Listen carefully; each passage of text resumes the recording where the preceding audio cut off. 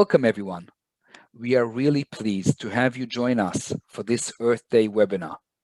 I am Ilan, the Education Emissary for the Jewish National Fund.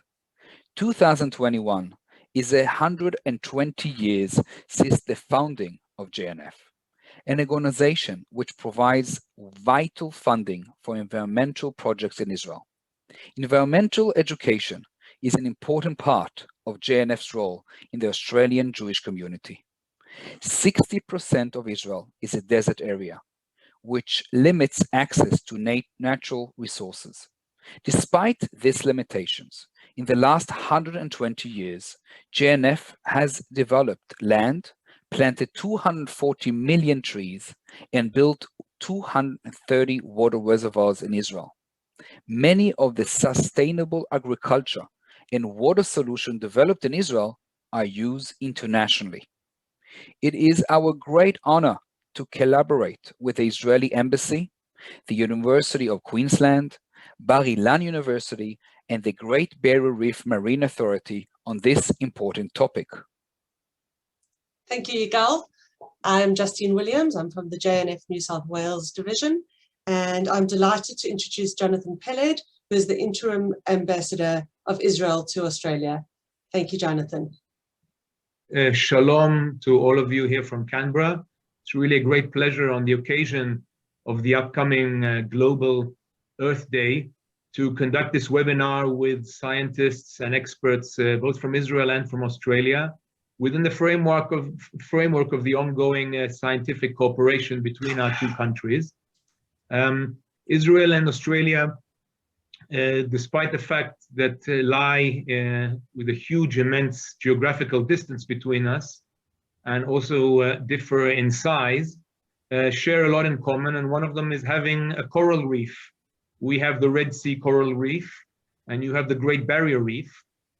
And this is just another example of something where we can share knowledge and confront a joint challenge, which is a world challenge, which is the climate change, which is affecting, as we know, marine life and coral life. And one doesn't have to be an expert to understand how important it is to preserve these natural reefs. So really, without going too much further, it's a great pleasure to be together with JNF and with the University of Queensland and with Ilan University to really introduce our three participants. Professor Maoz Fine from Ilan University, Dr. David Wackenfeld from the Great Barrier Reef Marine Park, and Professor Salit Kark from the University of Queensland, who will be moderating this panel. So without further ado, really thank you all for joining us. Happy Global Earth Day, and please welcome. Thank you. Thank you very much, Yigal and Jonathan, and thank you very much to the JNF and to the Embassy of Israel in Canberra, and to all of you for participating in our Earth Day event. And we thought this year on Earth Day, we'll raise a really important and topical topic to discuss, which is the reefs. Everyone loves coral reefs. Everyone wants to go snorkel in the reef, or just walk on the beach, or take a boat, or dive in. But we know that the reefs are struggling all around the world, and we know that there are many reasons for that. One reason is global climate change and many extreme events that are occurring, but there are many, many other reasons for the changes that are occurring in our beautiful reefs. And what we wanted to do today is have an optimistic and forward-thinking discussion on what we can do and how we can improve the situation today. And we want to bring our two countries, Israel and Australia, together. We already have many, many partnerships among these two countries. And in this field, we believe that we can do a lot. And every one of you sitting there at home or wherever you are can contribute a lot. So we've brought two of the best experts around the world, Professor Maoz Fine and Dr. David Wackenfeld, who work on a daily basis on coral reef. I myself am a conservation scientist working in marine, freshwater, coastal and terrestrial environments, which are really all linked together. So we're going to dive in. I've shared the screen that will walk us through some slides, and then we'll start a discussion and have a panel discussion and raise questions about the coral reefs, the two countries, the global situation, and your own questions that you're asking for us, from your seats. So enjoy the ride, and happy Earth Day, and thanks again to the Embassy of Israel, to the University of Queensland, to the Center of Excellence for Coral Reef Study, to the Great Barrier Reef Marine Park Authority, to Bar Ilan University, and to anyone I forgot. Maaz, we'll start off with David. We are all yours. Thank you very much. Thanks very much, Salit, and thank you to Jonathan and Yigael for the introductions. I won't say thanks to all the institutions again, as that will chew up another 3 minutes. I would like to begin by acknowledging the Aboriginal and Torres Strait Islander peoples, who are the First Nations peoples of the land and sea country of the Great Barrier Reef. They have a spiritual connection going back tens of thousands of years with the Great Barrier Reef. So their connection to this country is absolutely incredible. And I would like to acknowledge and pay respect to their elders, past, present, and emerging. And at the same time, I'd also like to acknowledge any First Nations people throughout the world, and certainly any First Nations people who are joining us in this Earth Day webinar. Next, please, Salit. So I think the Great Barrier Reef gets a lot of international attention in the media. Unfortunately, often it gets attention because things are going badly here, or something bad is happening. And certainly we do have some threats to the Great Barrier Reef. So climate change, poor water quality, in other words, pollution, impacts from coastal development, and some impacts from fishing as well. Next, please, Salit. But without question, out of those 4 categories of impact, it's climate change that is causing the most damage to the Great Barrier Reef. And in particular, the things that we are seeing are really substantial heat waves that cause damage to a variety of the animals on the Great Barrier Reef, and more intense cyclones. So these are the clear and present impacts of climate change that we're seeing here on the Great Barrier Reef. Next, please. So having said that the Great Barrier Reef is under threat, I know also that there is nothing more that the global media love than a story about the Great Barrier Reef being dead. And I just want to really emphasize for people that the Great Barrier Reef is most certainly not dead. It is very much alive.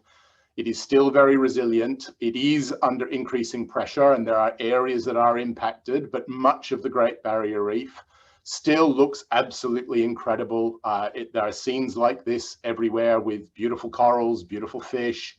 And so, yes, we're under pressure. Yes, there are some areas that are damaged, but the Great Barrier Reef is still a living, thriving ecosystem, and very much needs us all around the world to work harder to protect it.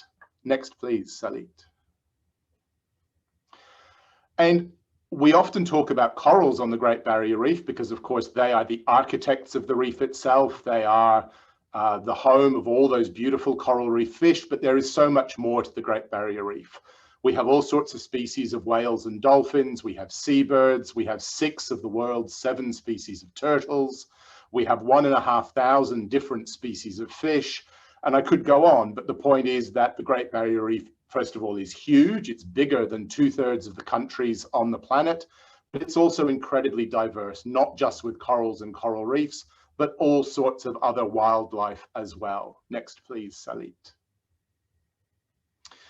So the agency that I work for manages a marine park. That's our day-to-day job. And of course, as managers of a marine park, we can't actually go out and fix climate change or slow climate change down or change policies around the world on greenhouse gas emissions.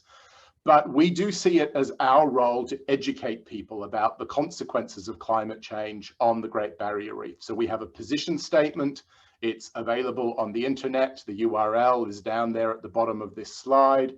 And the key take home of that position statement is that only the strongest and fastest possible action to decrease global greenhouse gas emissions will reduce the risks and limit the impacts of climate change on the reef. The world is 1 degree warmer now than it was before the Industrial Revolution. We are on track to get to at least 1.5, very likely 2, and on current trajectories, we're actually going to get to 3 degrees of warming by the end of this century. And at between 2 and 3 degrees of warming, coral reefs all around the world will be so severely degraded that they will not be providing food and coastal protection and income for hundreds of millions of people everywhere. So for coral reefs all around the world, the strongest possible action on climate change is absolutely essential. Next, please, Salit. As well as global action on climate change, it's absolutely critical that we do everything we can to protect the Great Barrier Reef from local pressures. So as I said, I work for an agency that manages a marine park. Our marine park is also a World Heritage Area. The Great Barrier Reef was actually the world's first marine coral reef World Heritage Area declared in 1981. The purpose of this little cartoon is just to show people that in the air, on the land, on the islands, on the water, we have a really strong marine park management presence. We're teaching people about the park and how to use it sustainably. We're telling them what the rules are so that they know what they are and are not allowed to do. But we're also running an enforcement program. So if people do break the rules, we're there to gently explain it to them that they've broken the rules. But if they continue to break the rules, we have fines in place to make sure that people follow those rules in the long term. And we take the management of our marine park very seriously. Next, please, Salit. One of the other big things that we do to protect the reef is that we kill this coral predator called the crown of thorns starfish. I mentioned before that corals are vulnerable to marine heat waves and cyclones. Those are being driven by climate change. As marine park managers, as much as I wish I could, I cannot stop a marine heat wave and I cannot stop a cyclone, but I can control these predatory starfish, which go through outbreaking populations because of water pollution and fishing problems. So they're natural here, but the outbreaks are not natural. So we go out there, we control them, we protect corals at key reefs, both for the tourism industry and for ecological functioning. And this is another really important part of our marine park management. Next, please, Salit. And we know that the world is going to get warmer than it already is, and that coral reefs are going to be under growing pressure from a warming planet. So we have our traditional marine park management techniques, like I have just spoken about, but we are also working with scientists, particularly at the Australian Institute of Marine Science, looking at ways to breed corals that can withstand warmer waters and to help corals recover more quickly after a major impact event like a marine heat wave or a cyclone. So these are not tools that we have today. These are tools where we are working with scientists to do the research and development to have new tools for the future. And next, please, Salit. So I just want to wrap up by reminding people the Great Barrier Reef is still an amazing place, even though it's under pressure. It is part of the Australian national identity. It is part of the spiritual identity of our First Nations people. It's an international environmental icon. It's both one of the 7 natural wonders of the world and a World Heritage Area. The Great Barrier Reef is an economic powerhouse. It generates 64,000 jobs and 6.4 billion Australian dollars every year for the Australian economy. And of course, let's not forget, it is the home and inspiration for Finding Nemo. Next one, please. And this is my last slide, and I just really want to impress upon you. We have problems here. Climate change is without question the biggest one. The reef is under pressure. Parts of the reef are damaged, but it is still a vast, beautiful ecosystem. And when we're all allowed to travel internationally again, which hopefully one day we will, I would love for you to come and visit the Great Barrier Reef, because I promise you, if you come and see it, it will change your life. It is so beautiful and spectacular. Thank you, Salit. Thank you, David. That was wonderful. We're coming. You see us all running. I also highly recommend coming to the Great Barrier Reef. It's huge and there are many different parts that you can visit. So if you've visited one part, you can visit more. And if you haven't been, you're very welcome to come, and it changes on a daily basis. And with that, I want to take you to a part of the reef that's no less beautiful and very unique as well. And Maoz Fine, who's a professor at Ilan University and also a member of the Inter-University Institute of Eilat, will lead us through a short tour of the Red Sea Coral Reef and the Gulf of Eilat and Aqaba. Thank you, Maoz. Thank you all. Happy Earth Day. It's a pleasure to be with you all. For me, it's a pleasure discussing the Great Barrier Reef and the Red Sea system of reefs with David, who's been my hero for a long time, being responsible for one of the world's 7 wonders, and you know, one of the most iconic reef ecosystems. But I want to make a comparison here with between the GBR, the Great Barrier Reef in Australia, and the Red Sea system on the left, which are both quite similar if you look at the orientation from northeast to southwest. And even in terms of length, we are looking at a 2,000 kilometer long reef system. However, just to be a teaser and tease David a bit, the Red Sea actually has 2 banks, as you can see, the east and western banks or sides of the Red Sea, making it a longer reef. It's a 4,000 kilometer long continuous reef. But we can argue about that later. Of course, the Great Barrier Reef has great width, and it's a much more complex ecosystem. Yet it's the 2 ecosystems, reef ecosystems, are very interesting. Both if you look at the climate change aspects and the fact that both have a about 6 degrees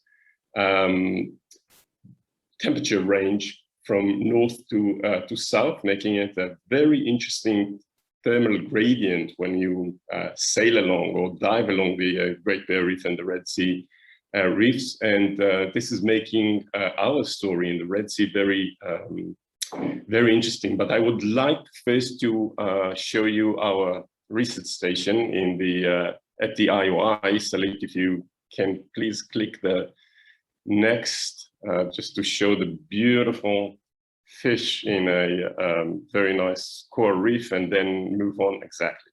Thanks. So the Inter-University Institute for Marine Science, just like the name suggests, serves all universities in Israel as a platform for marine science. My office and lab is located there, and I feel really lucky riding my bike every day from town, from Eilat to the lab. On my right, I have the Negev Desert, one of the most impoverished ecosystems on Earth. And then within a few footsteps from my lab, I jump into the world's most diverse and rich ecosystem, a coral reef. And in fact, it's quite healthy and in good state. And this is the story I'm going to try and tell you, how special these reefs are in comparison to other reefs. So Salit, if you can click the next slide. We have to remember that the reefs of the Red Sea are relatively recent reefs. During the last glacial maximum, say about 20,000 years ago, the Straits of Bab el-Mandeb in the southern part of the Red Sea disconnected the Red Sea from the Gulf of Aden and the Indo-Pacific, because sea level dropped by about 120 meters below present levels. That made the environment very hostile and resulted in almost complete mortality of most of the organisms. Only about 7,000 to 8,000 years ago, when sea level returned to more or less what it is nowadays, organisms, including corals, could re-enter the Red Sea and establish populations and communities there. So if we click once again, we see a coral planulae larvae entering the Straits of Bab el-Mandeb in the southern part. And then if you click against it, we'll see it entering and actually settling down in the southern part, which is a very hot environment. Now, these corals entering the Red Sea had to first settle, click, then reach sexual maturity, which takes a few years, and then in a stepping stone manner, progress northward and eventually to reach the northern part of the Red Sea and the Gulf of Aqaba. The next click will bring us to looking at the thermal gradient or the temperature gradient, and you will see that the southern part is indeed very, very warm. Temperatures of up to 33, 34 during summer, during midsummer. And only corals that could have survived or survived eventually and reached sexual maturity in very warm water are the ones to progress northward generation after generation to reach a much cooler northern Red Sea and Gulf of Aqaba, explaining the high or very high thermal resilience of corals in that area. Explaining also why we've never witnessed any bleaching event, no mass bleaching event in the northern Red Sea and the Gulf of Aqaba. We're finding, click in our Red Sea simulator, a system aimed at simulating future conditions, that our reefs are able of withstanding temperatures of up to 6 and more degrees above summer maximum. Anywhere else, this will lead to a mass bleaching event and mortality. So this is a great opportunity. In fact, we have a great opportunity, but we have to remember that local disturbances, and all our reefs are fringing reefs, meaning they are very close to shore, and any activity on shore is immediately felt by the reef builders and other organisms. So this makes us responsible for the health and well-being of maybe the only coral reef refuge, a reef system with great potential of being the last reef standing, so we believe. And this is why we formed some regional collaboration. Early in the process, we realized that reefs recognize no political borders, and therefore it will be wise to work together with our neighbors. And this is not an easy neighborhood to act in terms of research and monitoring and definitely managing these reefs. But under the auspices of the Swiss government, we are now running research and monitoring and trying to work together with our neighbors to manage these amazing reefs, or the coral reef refuge, and secure it for future generations. Thanks. Thank you, Mose. That was really fascinating. And we're seeing the difference in scale between the different problems that are occurring in the different areas. And what we wanted to discuss today, and thanks to some of the audience who sent us questions, we want to discuss both the similarities and the differences between the coral reefs of the Great Barrier Reef in Australia, coral reefs in the Red Sea going all the way from the north in Israel, but many other countries in the Red Sea also share this coral reef. And I think that's one of the beauties when working in marine environments and in coral reef and in any environment that is permeable. Everything moves in the water, in the ocean, everything mixes. You throw a bottle of plastic into the water here, and it will land somewhere else on a very distant island in the middle of the Pacific if you're in Australia, or in the middle of the Mediterranean if you're in Israel. And it can travel these huge distances. I always thought someone should make a film tracking a bottle, a plastic bottle, and saying it, how it and where it goes along its journey. So this connectivity in the marine environment is crucial for us as scientists and for policymakers and for managers and for practitioners and for the public when we want to manage and address issues such as climate change and coral reefs. So I just want to start with a little interesting example and point. So according to your webpage, David, of the Great Barrier Reef Marine Park Authority, the size that you're managing is 344,400 square kilometers. Now, we calculated the size of the Israeli waters, territorial waters in the Gulf of Ilan, and that is 31.5 square kilometers. So that's 340,031. That's a huge difference, but still, there's so many similarities and so much to do, because that bottle that you threw down in Perth in the water may well reach Eilat or Aqaba one day. So it's really all connected. Many of the species of coral and of fish are quite closely related as well. And many of the challenges are similar, and we're going to discuss that.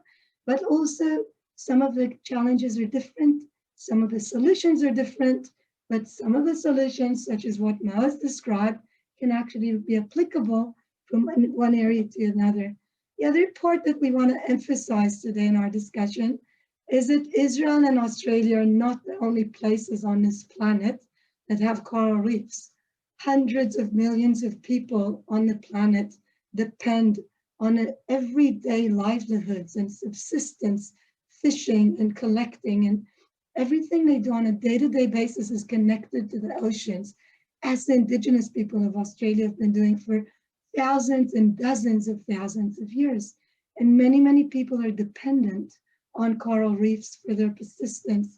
And so the responsibility is not just for these two countries working together, but also to collaborate with many, many partners in our regions and well beyond our regions. And a lot of that is what we're going to cover today. So I want to start us off with a question for you, David.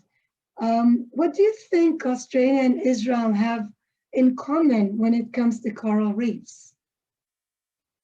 If you can just unmute when you're speaking. Very good advice. Thank you, Salit. I think the first thing is that, you know, Israelis and Australians are both very coastal people. We love our oceans. We get a lot of joy and benefit from our oceans. So very tangible benefits like income, jobs, food, but also much less tangible benefits like recreation and just a sort of almost spiritual connection with nature. And I think that's fantastic. It's so important in everybody's lives. It's important just to be a healthy and happy human being. So really a strong connection. Then of course there is we share some of the same problems with our coral reefs as well. So even though it's slightly different, pollution is a problem for both of us. Climate change is a problem to different extents in different places. So I think those things are really important. But I think, you know, just how many people in both countries live really close to the ocean, right on the coast, and have a very close relationship to our coral reefs. And as I said before, you know, we here in Australia, we have a whole bunch of Australians who've only been here for about 200 years, and they have a very close relationship with the Great Barrier Reef.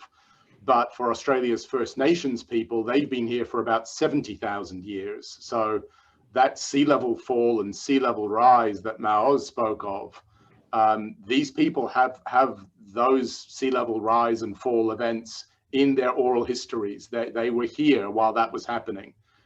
These are people who lived on the Great Barrier Reef when it wasn't reef, when it was land. And they were hunting wallabies and living their lives on land. And then the sea level rose over thousands of years, and they retreated away from the coast. But obviously they still have stories about when the Great Barrier Reef was land, not ocean. And that just boggles my mind. 70,000 years of physical and spiritual connection to the same country. It's just absolutely astonishing. Yeah, so I think, you know, Israelis and Australians, we love the ocean, and we have a really strong relationship with it.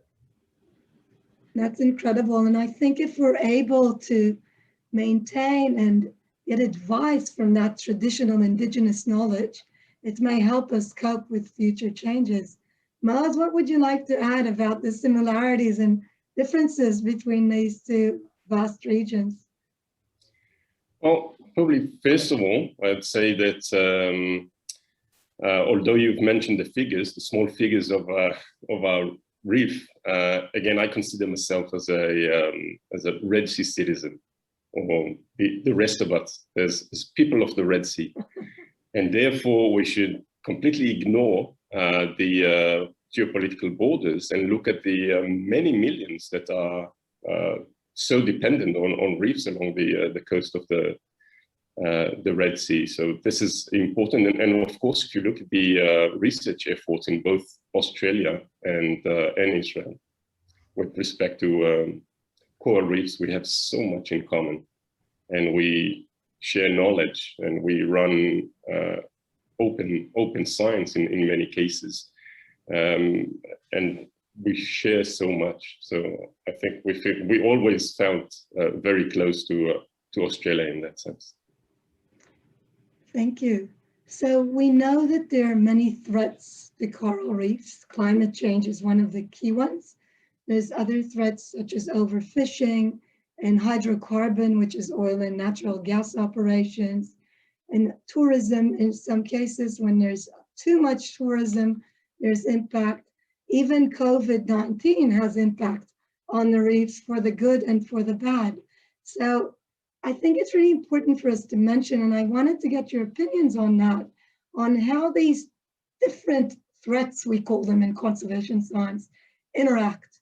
Because it's not like climate change acts by itself and then the rest is by itself, and we deal with them one by one. What can we do, David, to address these multiple threats that are co-occurring at the same time and often in the same place? So I think, just connecting what you and Maoz have just said, I love the idea of being a citizen of the Red Sea. It was a very long time ago, but I did part of my PhD in the Red Sea. And I still have such unbelievably fond memories. And that photograph you had of those beautiful orange fairy basslets just took me straight back 30 years, unfortunately, to the days when I was diving in the Red Sea. And it's so beautiful. It's astonishing. So I think that by having, yes, that's the one. There you go. I'm getting all nostalgic. You're giving it experience again. So I think Maoz's point that, the fish and the corals and the water do not recognize international boundaries. They don't recognize marine park boundaries. It's really important that we think of coral reefs as systems. And so, you can think a bit, if you like you might think of your own body. You don't just try to make sure that your head is healthy, but you don't worry about the rest of it. The human body and coral reefs are both systems, and in order for the system to be healthy, all of the component parts have to be healthy, irrespective of what country they might sit in. So looking at this, both globally because of the issue of climate change, and I think climate change as a threat to reefs is both very confronting and very inspiring. It's confronting because without a global solution, we don't have a solution. So it won't help if one country can't fix climate change. One country can't save reefs from climate change. So we need a global collaboration that can be confronting. That's a big, difficult thing. But at the same time, it's inspiring because anyone, anywhere can make a difference. We are seeing big impacts from climate change here on the Great Barrier Reef. It doesn't matter where you live. You could live in America, Europe, Israel, Asia, doesn't matter.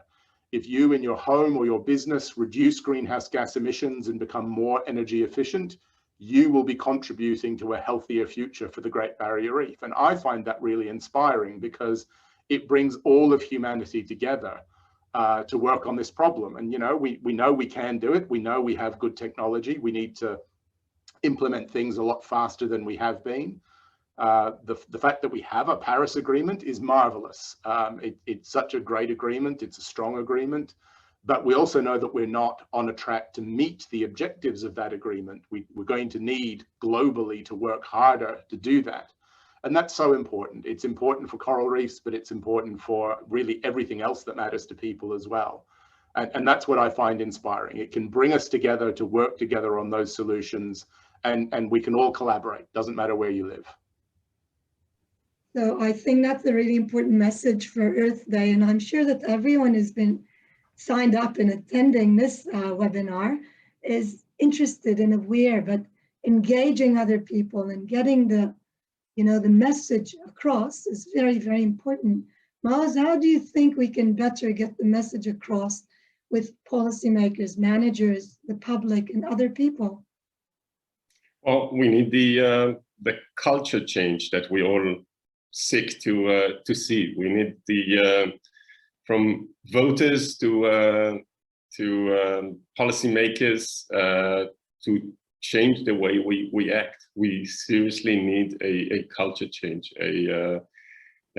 from a carbon-hungry society to a nature conserving society, and eventually it all pays back. This is our livelihood. If we realize that the future pharmaceutical and natural products that we will need probably will come from reefs, because of the high richness and the fact that there's so much chemistry down there on the reef. It's the largest pharmacy on Earth, right? If we will realize that for the rapidly growing population, we need these reefs to be healthy, to provide all the ecological services, I think it will eventually lead to that culture change that we need so much. It's not an option. This is something we need to secure the health of future generations. So I'm glad we have the acting ambassador on the line. So representing our government and hopefully pass the message along for Earth Day. And I know that the Ministry of Foreign Affairs of Israel this year has decided to have Earth Day events all around the world, which I think is wonderful. If the message comes across and all embassies do that, and the policymakers who are make decisions that reflect, a lot of the public is very interested and concerned, and especially the next generation of our children and our grandchildren who are so keen with these topics. And we see these days that the kids are coming out. They're going out on demonstrations to the streets. They're carrying the signs. My son last year put a big sign saying, save our big blue marble, because we told them about that film we used to watch as kids, Big Blue Marble, and they all went out to the downtown to say what they feel should happen. And I think that's crucial. I want to take you all to one of my favorite places in the ocean of Australia, which is Lord Howe Island. And that's there's a coral reef right underneath these boats. And this is a World Heritage Site. And this is one of the southernmost coral reefs on the planet, if not the southernmost reef. And if we go back to Maoz, who's sitting now in his office in Ilan, that's one of the northernmost coral reefs on the planet. And if not the most northernmost, proper coral reef. And I think that the beauty in that is that we stretch across the whole planet. And what I wanted us to discuss now a bit further is how can we enhance cross-boundary collaboration and indeed collaboration. We know that in order to achieve better coral reef and marine conservation, we need to collaborate between organizations, between institutions, between countries. Some of them do not have, relationships between them they talk to each other, but scientists very often do work together. So how can we enhance that cross-boundary collaboration? If we can start with you, Maoz, if you can tell us a bit more about the collaboration in the Red Sea, and then we'll move over to David. If you can tell us a bit about the Pacific Ocean collaborations and how Australia is collaborating with its neighbors, that'll be greatly appreciated. So going again to livelihood of the people of the Red Sea, citizens of the Red Sea, we early on realized that we have to get to work together with the neighbors, with the other countries in the Gulf of Aqaba, Jordan, Egypt, and Saudi Arabia, and further south, Yemen along the eastern side, and of course Sudan, Eritrea, and Djibouti along the western side of the Red Sea. And this requires a lot of diplomacy, not only science. And this were the science for diplomacy, diplomacy for science actions that the Swiss government is so involved in. Helped us a lot in making this happen, and we hope this summer to be on board a research vessel sailing all the way from Eilat along the Red Sea coast to study thermal resilience of corals along the Red Sea. So I think everyone realizes the importance of these actions of research, cross-boundary research, monitoring, open science, open data. Is crucial to us to better understand what is going on in different sections of the Red Sea.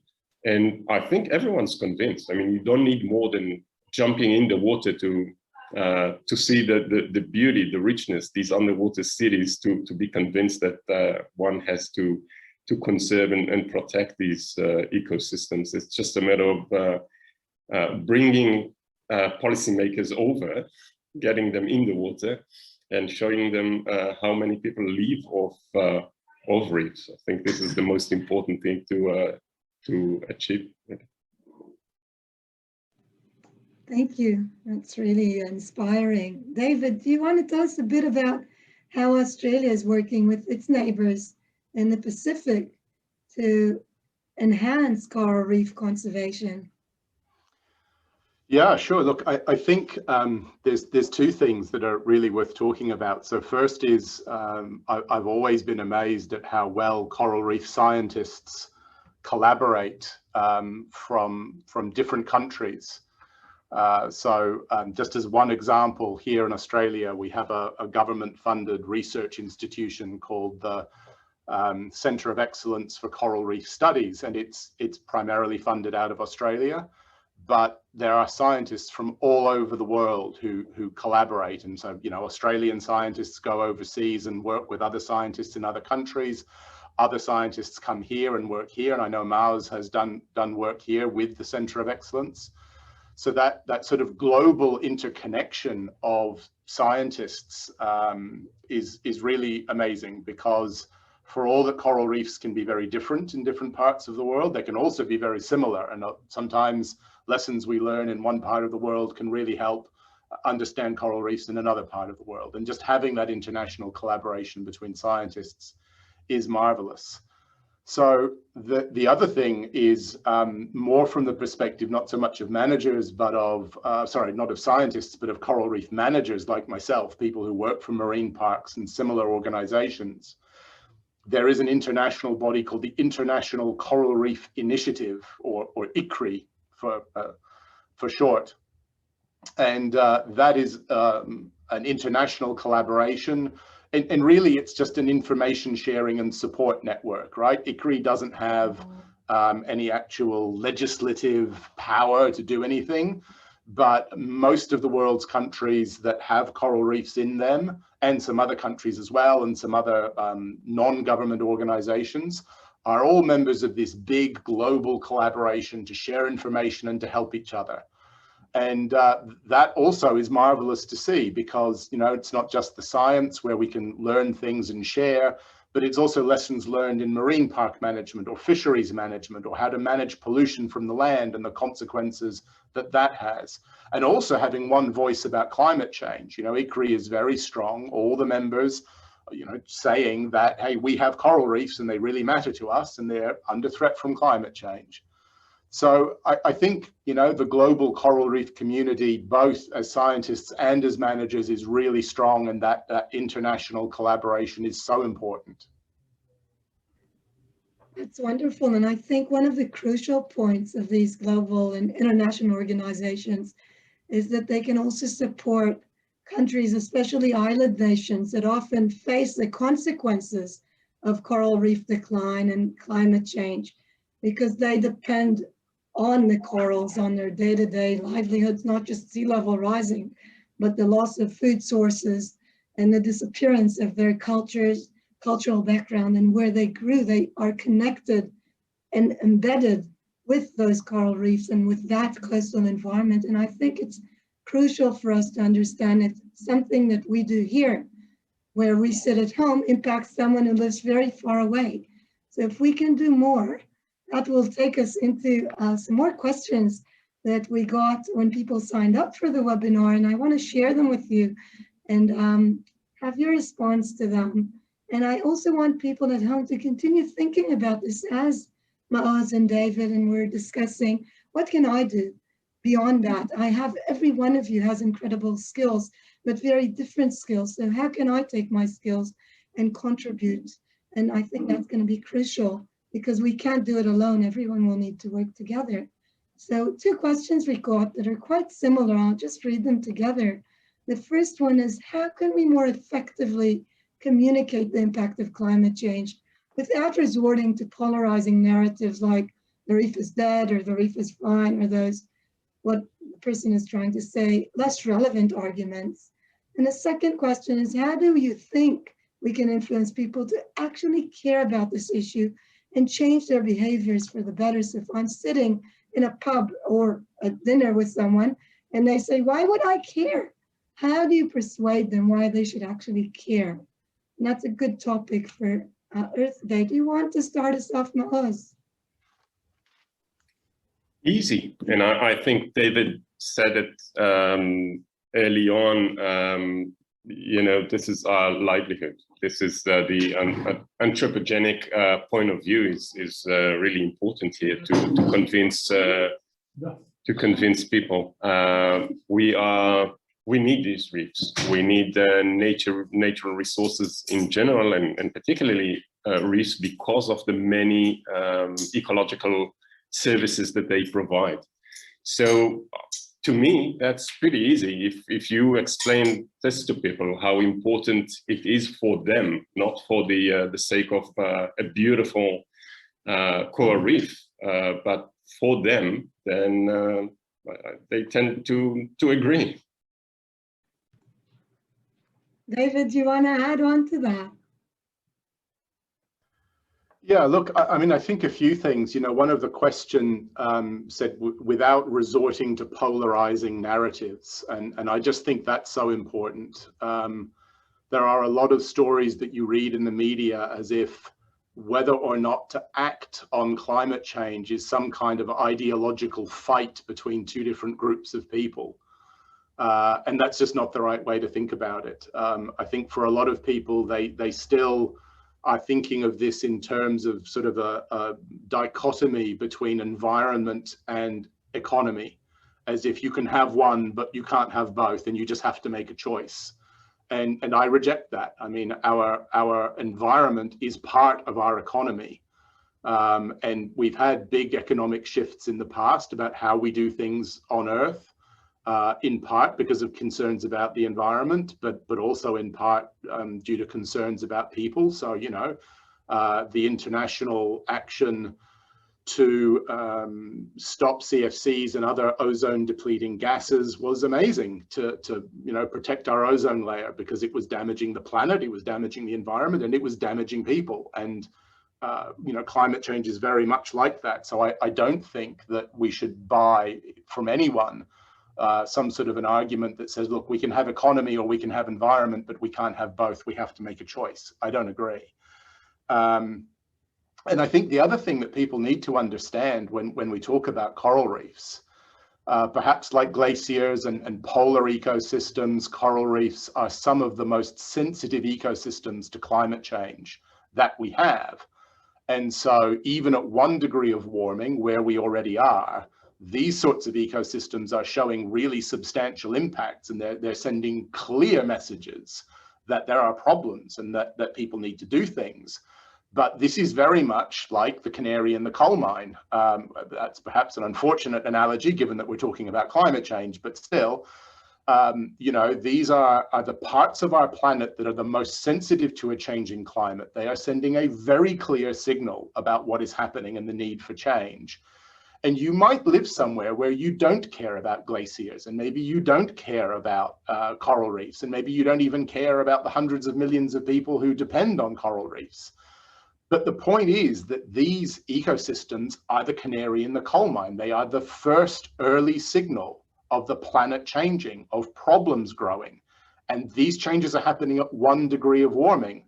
The Paris Agreement seeks to hold warming to well below 2, but current global policies are on a track to 3 degrees of warming by 2100.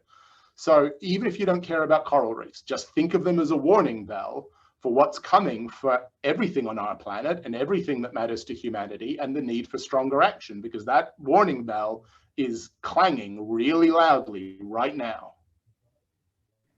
Thank you. I think that's a great point. It leads us to another question we had from our audience, which is not just about the people sitting at home or scientists, about governments and other world authorities.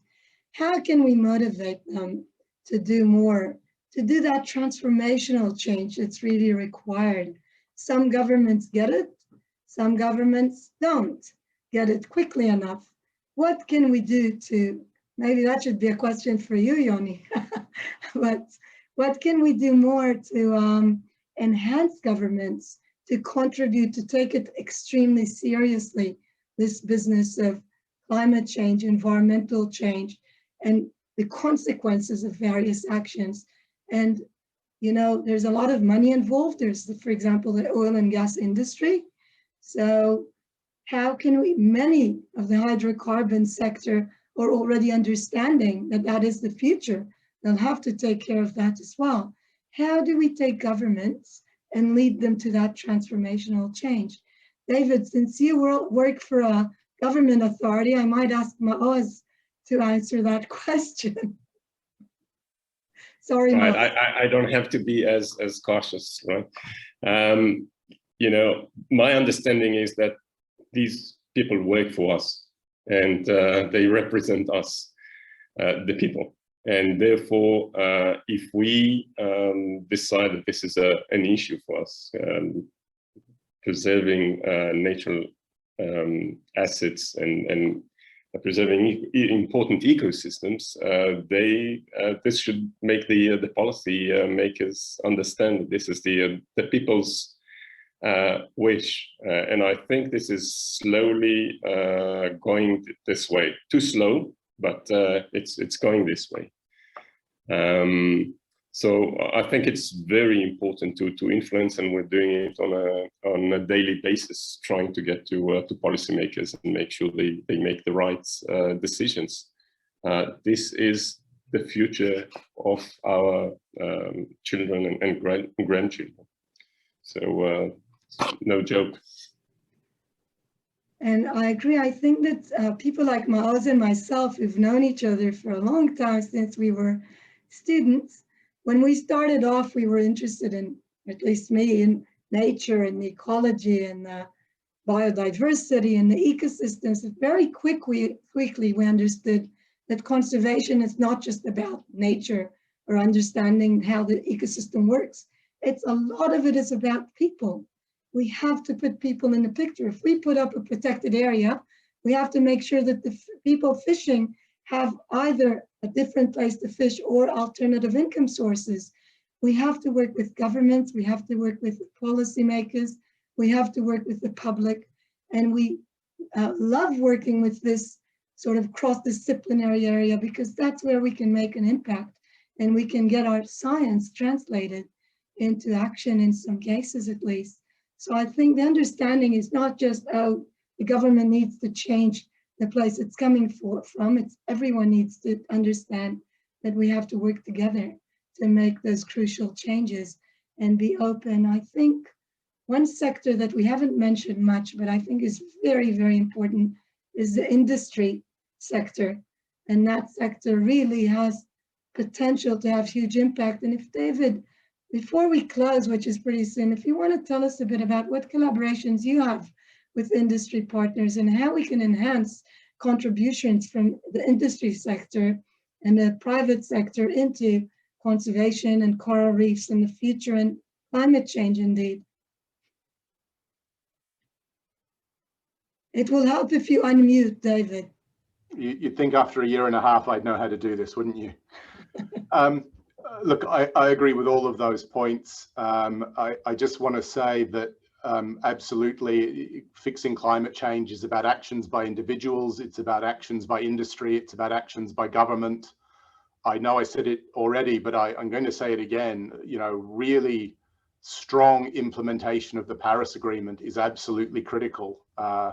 The fact that we have all the leaders of the world signed up to, we have to keep global warming to well below 2 degrees, but we're on track for 3, is an obvious global problem. And you know, we all need to work together to solve that. And there's an important meeting coming up late this year for global leaders to talk about the next steps with the Paris Agreement. So that's absolutely critical for the future of getting climate change under control.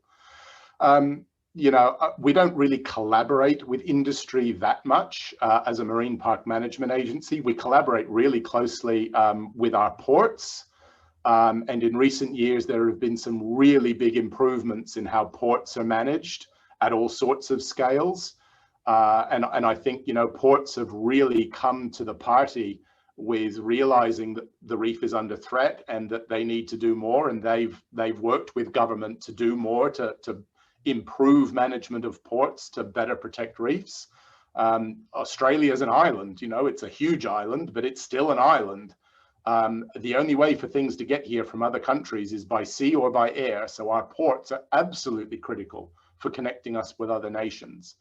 But managing them in as sustainable a way as possible is, of course, really important. And I think the ports have done a lot in recent years to go further down that path. And I guess, you know, I look at industrial developments like the development of hydrogen economy, renewable energy, pumped hydro, battery storage systems.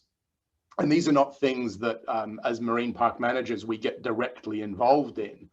But still, every time I see an industrial step forward like that, you know, a shift to our economy, new jobs, new economy, different ways of doing things, but still growing economy and building jobs for people, it gives me enormous hope for the future. We just need as much of that as we can get as quickly as possible. And, you know, I think we can be optimistic about the future as long as we are determinedly optimistic about the future and we embrace change and we understand that this is a common problem. It's going to need to be a common solution that we're going to have to work together on.